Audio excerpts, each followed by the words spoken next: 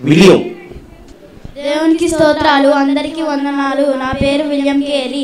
నేను బైబిల్లో ఉన్న కొన్ని కొండలు మరియు పర్వతాల గురించి చెప్పుచున్నాను. మోరియా పర్వతం, దీనిని దర్శన కొండ అంటారు. దేవుడు అబ్రహాముతో, నీ కుమారుడైన ఇస్సాకును ఈ కొండ మీద నాకు దహన బలిగా అర్పించని చెప్పాను. అప్పుడు అబ్రహాము దేవుని మాట ప్రకారం ఆ కొండ మీద ఇస్సాకును బలివ్వబోతుండగా దేవుడు, అబ్రహామా, ఆ చిన్నవాని మీద నీ చేయి వేయకము, ఏమీ చేయకము, నీ కుమారుని నాకు ఎవరిని చేయలేదు కనుక నీవు దేవునికి భయపడవాడవని తెలిసినది అని అబ్రహాముతో మాట్లాడి దర్శనం ఇచ్చిన కొండ సీనాయి కొండ. దేవుడు మాట్లాడిన కొండ. దేవుడు మోషేతో మాట్లాడి ఇశ్రాయేలీయులైన తన ప్రజలను నడిపించుటకు 10 ఆజ్ఞలు కలిగిన 2 రాతి పలకలను ధర్మశాస్త్రాన్ని ఇచ్చి మోషేతో దేవుడు మాట్లాడిన కొండ అరారోతు కొండ. ఇది రక్షణ కొండ.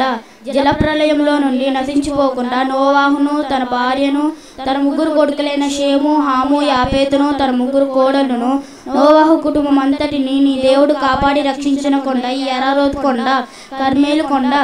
ఇది తడబాటు తొలగించే కొండ. ఏలియా 450 మంది బయలుదేవతలను పూజించే ప్రవక్తలందరినీ ఈ కొండ మీదకు పిలిపించి, విగ్రహాలైన మీ దేవుళ్ళు గొప్పవా, సర్వము సృజించిన సృష్టికర్త అయిన ప్రభువు గొప్పవాడా, తేల్చుకుందాం రండి పిలిపించి, మీరు ఒక ఎద్దును వధించి అగ్ని ఏమీ వేయకుండానే మీ దేవుళ్ళకు ప్రార్థన చేసి దాన్ని దహించేటట్లు చేయాలని చెప్పగా, వారు ఉదయం మొదలుకొని మధ్యాహ్నం వరకు బయలా అని పేరు పెట్టి పిలిచినా ఏమీ జరగలేదు.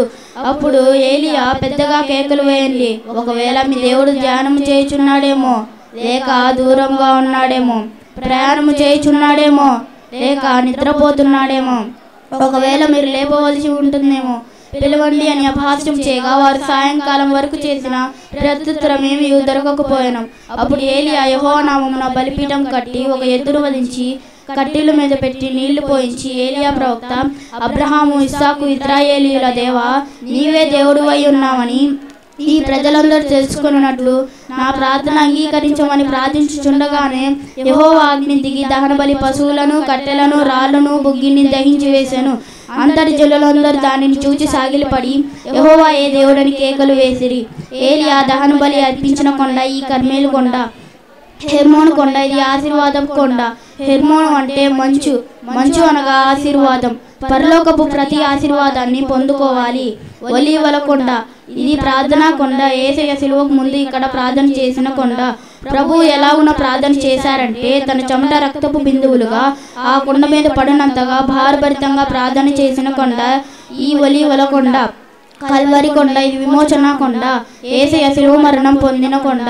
మనందరి పాపాల నుండి విమోచించి ఆ పరలోక రాజ్యానికి వారసులుగా చేయబడడానికి కారణమైన కొండ ఈ కల్వరి కొండ.